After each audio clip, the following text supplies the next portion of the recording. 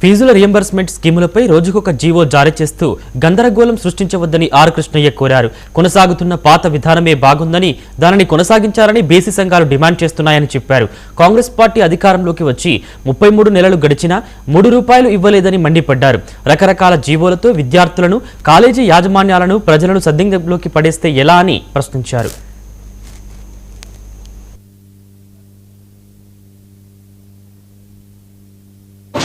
ఫీజుల reimbursement scheme పై రోజు ఒక్క జీవో జారీ చేస్తూ గందరగోళం సృష్టిస్తుంది. దీనిని మేము తీవ్రంగా ఖండిస్తున్నాం.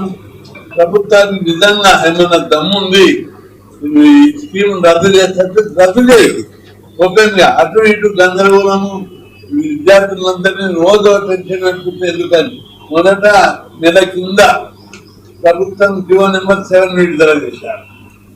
అందులో కాలేజీల్లో విద్యార్థుల ఖాతాల పైసలు వేస్తారు. దాన్ని కోర్టు వద్దన్నదంతా వ్యతిరేకించింది, మేము వ్యతిరేకించాం. దాంతో జీవన్ రద్దు చేశారు. ఇప్పుడు మళ్ళా 8, 9 విడుదల చేశారు. అది విద్యార్థి